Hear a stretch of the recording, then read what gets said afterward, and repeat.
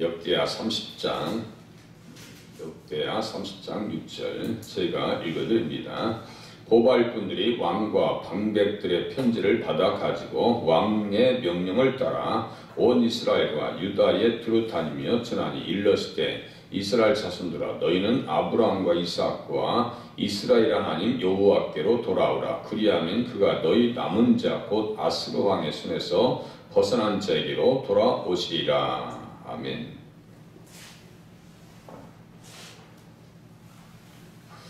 고발꾼들이라고 하는 것은 달려가는 사람들입니다. 달리는 사람들입니다. 그러니까 왕의 명령을 따라서 얼마나 이 사람들이 신속하게 하나님 앞에서 움직였는지를 알 수가 있어요. 그들의 전한 메시지는 브엘세바에서 단까지, 우리로 얘기하면 브엘세바는 남단 지역, 할라에서 단은 백두까지, 이렇게 얼마나 이 사람들이 열심으로 하나님 앞에 쓰임받고 협력자가 됐는지, 이 복음의 협력자들입니다. 복음의 협력자들.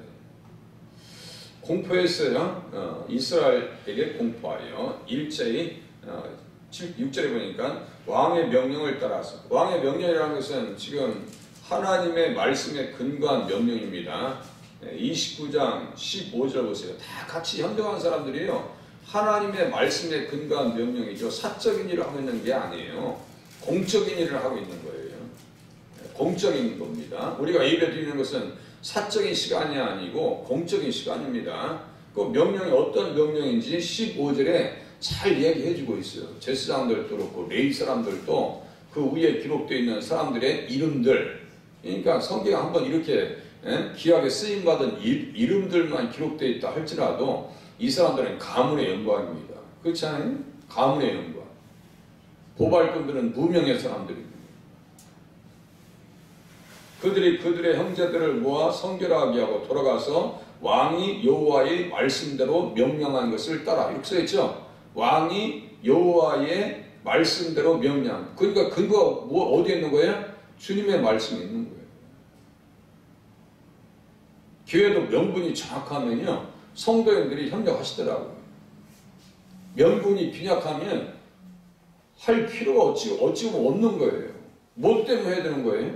이렇게 나와버리면 할 말 없는 거예요. 그죠? 뭐 때문에 우리가 하나님 앞에 교회에 나와야 되고 할 말 없는 거죠. 그런데 명분이 정확하면요, 막 움직이시더라니까. 마음으로 협력하시더라니까. 이 사람들은 정말 몸과 마음과 성심을 다해서 협력한 사람들입니다. 그죠? 왕의 명령을 따라서. 다시 이제 6절에 가보세요.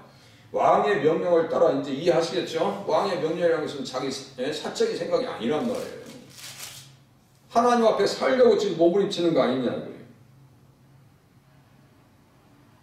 온 이스라엘과 유다에 두루 다니며 전하니 일렀을 때 이스라엘 자손들아 너희는 아브라함과 이삭과 이스라엘 하나님 여호와께로 돌아오라. 그리하면 그가 너희 남은 자 곧 아스루 왕의 손에서 벗어난 자에게로 돌아오시리라.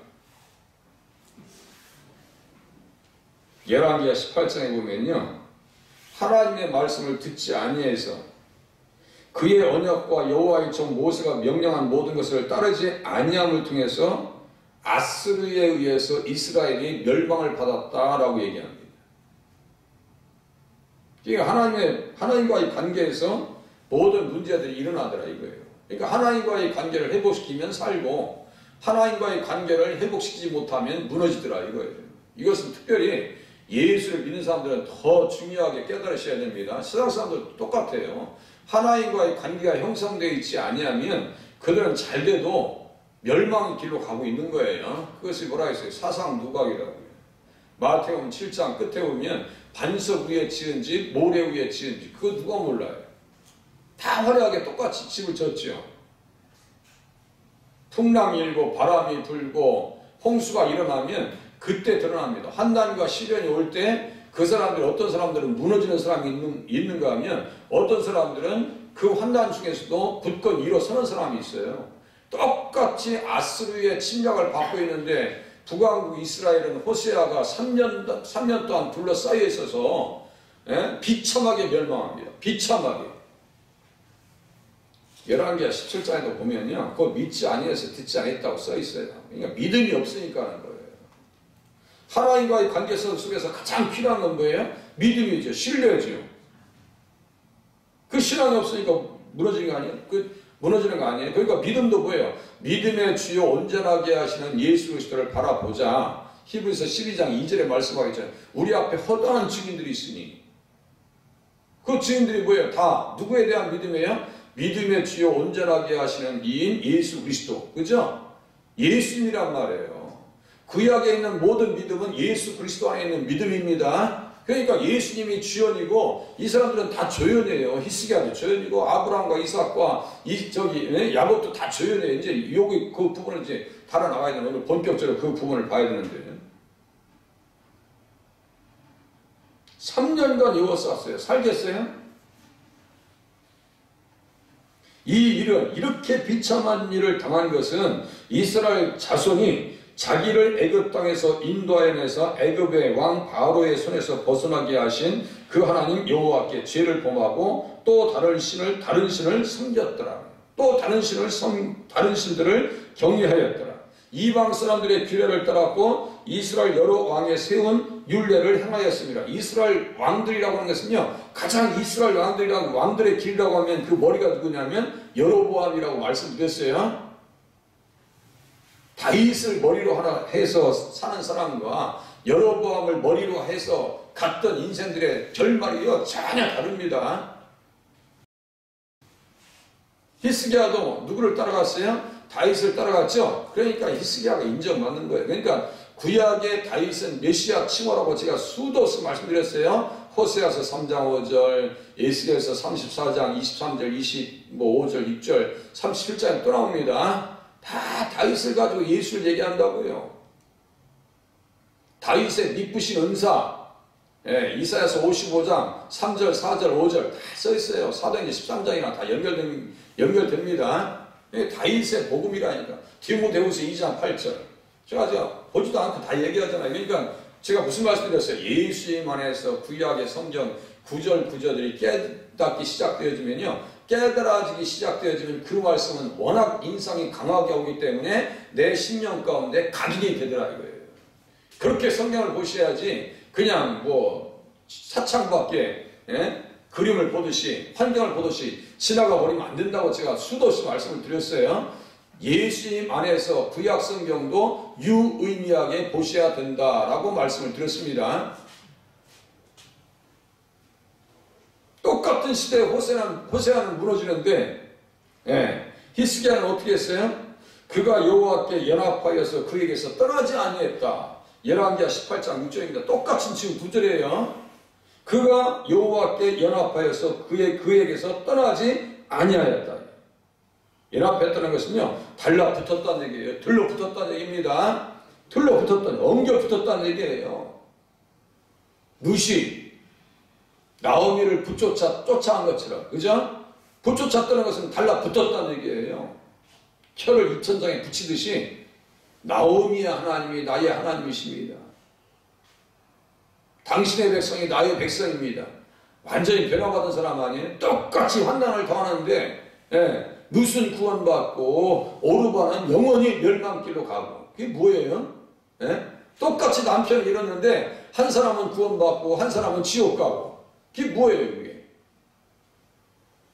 믿음의 차이입니다. 믿음의 차이라고. 예수를 믿을 거야, 안 믿을 거요? 이 얘기예요. 계속 다른 얘기 아니에요.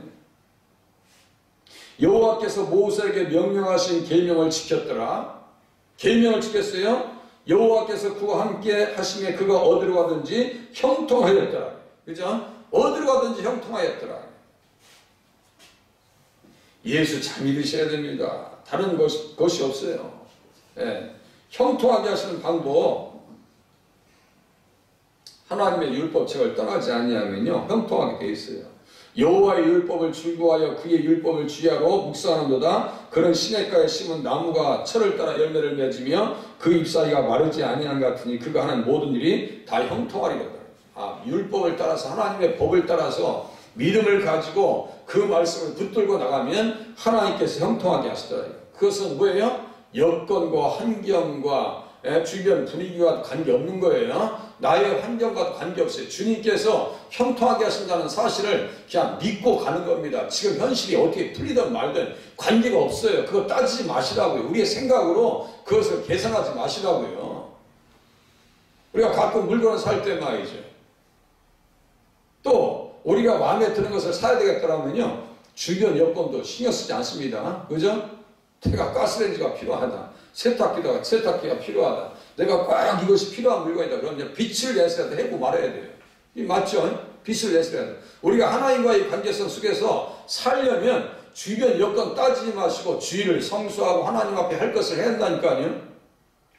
그래야 살 수 있어요. 그래야 세워질 수 있고요. 마지막에는 형통한 역사를 경험할 수가 있습니다. 시냇가에 심겨진 나무처럼. 삶의 둥지를요, 확실하게 펴야 됩니다. 확실하게. 그래서 중요한 메시지를 선포합니다. 여기에 돌아오라고 했어요. 네, 돌아오라고. 어디에게 돌아오라고요? 너희는 아브라함과 이삭과 이스라엘의 하나님 여호와께로 돌아오라. 이게 이제 핵심 내용이 될 수 있는데요. 오늘 시간이 다 안 될 거예요. 아브라함과 이삭과 이스라엘 하나님. 아브라함의 하나님은 복을 주시는 하나님이에요. 복을 주시는 하나님이라고 했어요. 7가지 복. 또 다시 한번 떠올려 보세요. 7가지 복. 아브라함 옆에 따라다니는 것이 7가지 복이 있는데 그것을 딱 한 단어 두 글자로 얘기하면 뭐라고 했어요? 천국이에요. 천국. 마태복음 8장 11절. 마태복음 8장 11절이에요. 한번 펴보세요. 마태복음 8장 11절. 천국 써있나 안 써있나? 마태복음 8장 11절. 이거 암송 구절입니다. 예수님께서 직접 말씀하신 구절이에요. 신약 성경이니까 찾기 힘들면 가만히 계시고 들으시면 돼요. 네.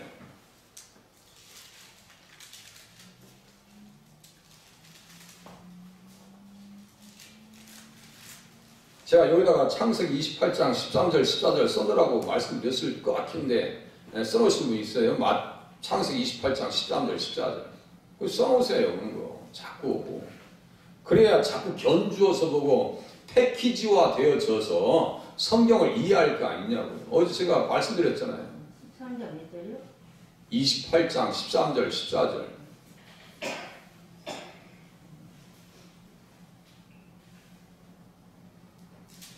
네 자손으로 말미암아 천한 만민이 복을 받을 것이라고 써있거든요. 거기도. 그 복이 뭐예요? 여기 써있네요.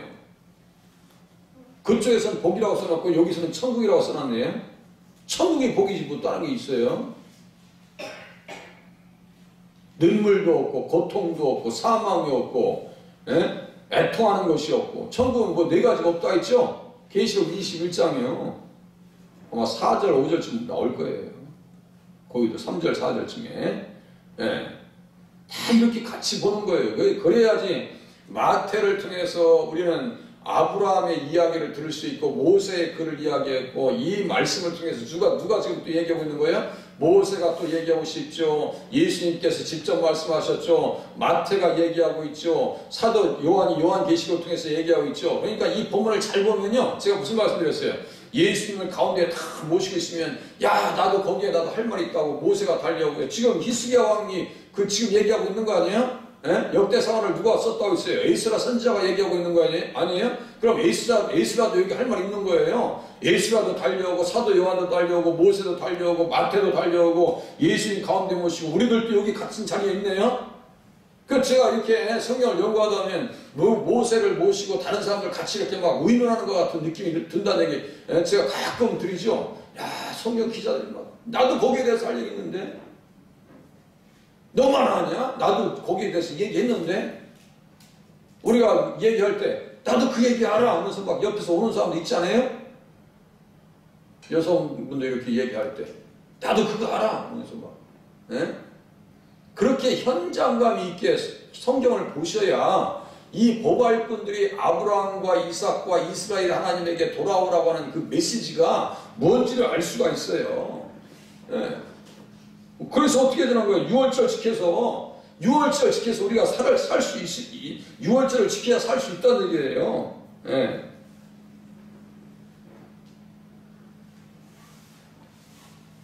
하나님 앞에서 사는 방법이 그 방법에 믿음 외에는 다른 방법이 없어요. 그러면요, 창세기 28장으로 한번 가보시자고. 13절. 그러면 우리의 삶의 행동 방식이 나와야 돼요. 우리의 삶의 행동 방식이 나온다고요. 창세기 28장. 그럼 이 야곱의 삶의 행동 방식과 우리의 삶의 행동 방식이 틀리지 않아야죠. 그죠? 네. 창세기 28, 맨 앞에니까 창세기. 성경 목록도 자꾸 외우셔야 돼요. 안 외우시니까 그게, 예? 창세기 28장 13절, 14절 보세요. 동서남북 다 나오죠, 14절에. 동서남북 나오잖아요. 거기다가 마태복음 8장 11절 써놓으면 되겠네요. 하나님께서 직접 사닥다리가 꿈에 보여서 하나님의 사자들이 그 위에 오르락내리락 하죠. 요한복음 1장 54절인가 또 나와요. 이 말씀이. 이게 무슨 말씀일까요? 예수님께서 우리의 중보자 되심을 지금 보여주고 있는 거예요. 너의 중보자야. 내가 내 편에 설 거야. 너를 위해서 함께 할 거야. 너와 함께 할 거야. 라고 하시는 그 보장하시는 은혜를 주고 계시는 거 아니에요? 지금 중보자 되시는 예수님. 또 본즉 여호와께서 그 위에 서서 이르시되 13절 나는 여호와니 너의 조상 조부 아브라함의 하나님이요 이삭의 하나님이라. 내가 누워있는 땅을 내가 너와 네 자손에게 주리니. 땅 보세요. 14절 네 자손이 땅의 티끌같이 되어 네가 서쪽과 동쪽과 북쪽과 남쪽으로 퍼져나갈지며 땅의 모든 족속이 너와 네 자손으로 말미암아 복을 받으리라. 땅, 자손, 복. 요거요. 세 가지 개념. 너무너무 중요하다고 말씀드렸죠. 땅, 자손, 복. 이 동그라미 딱 쳐놓으세요. 이 자손은 누구를 지향한다 했어요? 예수님인데 딱 집어서 성경책 어디를 기억하라고 했어요? 갈라디아서 몇 장? 3장 16절 그거 써놓으셨구만. 보니까 바로 얘기하시는 거고요.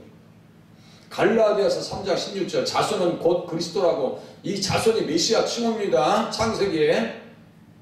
그러니까 창세기 얘기하면서 예수님 얘기를 못하는 거예요. 그거 모르니까. 아브라함 얘기하면서 아브라함은 실컷 얘기하다가 예수님 얘기는 쏙 빼버리는 거야. 다윗의 용맹성을 얘기하다가 예수님 얘기는 쏙 빼버려요. 그러면 안고 없는 찐빵이요. 붕어빵에 붕어가 없어요. 이 앞에 보니까 아침에 전도 깃발도 이렇게 교통정리하는데 그 우리 뚱보 야채 가게 거기 이제 붕어빵 팔잖아요. 그런데 자료를 갖다 놓으시는 거 이제 아침에 보니까 재료를 이렇게 배달한 걸 제가 봤어요. 아, 붕어빵 많이 팔대요. 속으로 그 집 잘 돼야지. 우리 절기 때마다 과일도 주시고 그러는데 그 집 잘 돼야지. 막 이만한 봉지가 막 다섯 개 여섯 개가 들어가요. 그래서 야, 저만큼이면 붕어빵을 엄청나게 많이 팔겠구나. 그래서 마음이 좋더라니까요. 우리 교회한테 잘해주는 집에 장사가 잘 되니까요. 기분이 좋아요. 그리고 이 샬롬 손두부집 있죠? 주차장 안에. 두부 사실 일 있으면 꼭 그 집 가서 사세요. 낮에 광고해야 되는데 깜빡깜빡하고 광고를 못 해드렸네. 거기에 두부가 있으면 꼭 우리 교회에다 갖다 주셔요. 오늘 아마 두부 반찬 나갈 거예요. 그 집에서 주시는 거예요. 목사님 두부 어제 팔다가 좀 남은 거 있는데요. 가져다 쓰실래요? 여러분 가면은 따뜻한 두부를 또 한 모를 또 줘요. 목사님 이것은 목사님 잡수세요. 수행이 감독의 피택 장로님이십니다. 그분이. 네, 장로님이시에요. 권사님이시고. 목사님 이거 제 거 드리는 게 아니에요. 하나님 거 드리는 거예요. 아무 부담 갖지 마세요. 가지고 와 주셔서 고맙습니다. 이게요. 믿는 사람의 자세입니다. 네? 얼마나 마음이요 따뜻한지 몰라요. 어떤 사람은 주면서 되게 불편하게 주는 사람이 있어요. 그런데 어떤 분은 이렇게 주면서 마음을 따뜻하게 하시는 분이 있다고. 그러면 제가 오면서 얼마나 축복이 마음이 생각이 나가겠어요. 그 자체가 축복이에요. 주는 사람이 복이라니까요. 샬롬 손두부집 소문 좀 많이 내주세요. 한 무에 3,000원씩 올라갔답니다. 2,000원씩 받다가. 이 자손은 누구라고요? 예수님을 얘기하는 거예요. 예수 때문에 그로 말미암아 복을 받을 것이라고 하는 얘기예요. 그러니까 우리들도 땅의 모든 족속이, 모든 민족이, 모든 족속이, 열방이, 이방인이 다 똑같은 얘기예요. 계시록 5장 9절, 7장 9절에 뭐예요? 모든 족속과 나라와 각 족속 중에서 피로 사서 하나님께 드리고 제사장을 삼으셨다는 얘기 하죠. 다 그 얘기예요. 이 사람들이 그 보기 보니까 아까 그 실체가 어디 있었어요? 천국인데 사도 요한은 천국에서 찬양하고 있는 것을 봤죠. 그 아브라함과 이삭과 야곱의 하나님에게 돌아오라고 지금 보발꾼들이 외치고 다니는 것은 그 사람들은 일반적인 일꾼이 아니라니까요. 교회에 오셔서 새벽부터 기도하시고 전도하시고 협력하시고 지방에서 헌신하시는 분들은요 일반적인 일꾼들이 아닙니다. 거기에 플러스 그 엄청난 말씀의 은혜를 깨닫고 하나님의 집이라고 얘기합니다. 17절에 하나님의 집이라고 얘기해요. 그리고 서원합니다. 20절에 우리의 행동 방식이 여기서 나와야 돼요. 행동 방식이 야곱이 서원하여 이르되 하나님이 나와 함께 계셔서 내가 가는 길에서 나를 지키시고 먹을 떡과 입을 옷을 주시어 내가 평안히 아버지 집으로 돌아가게 하시오면 여호와께서 나의 하나님이 되실 것이요 내가 기둥으로 세운 이 돌이 하나님의 집이 될 것이요 하나님께서 내게 주신 모든 것에서 10분의 1을 내가 반드시 하나님께 드리겠나이다 하였더라. 이 행동 방식이 나오죠. 그러니까 11조 해야 돼요 안 해야 돼요?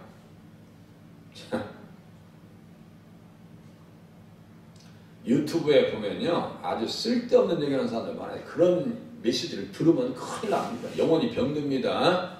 예, 저희 교회는요 거의 95% 정도 11조 하시는 것 같아요. 몇 분만 빼고요 11조 거의 다 합니다.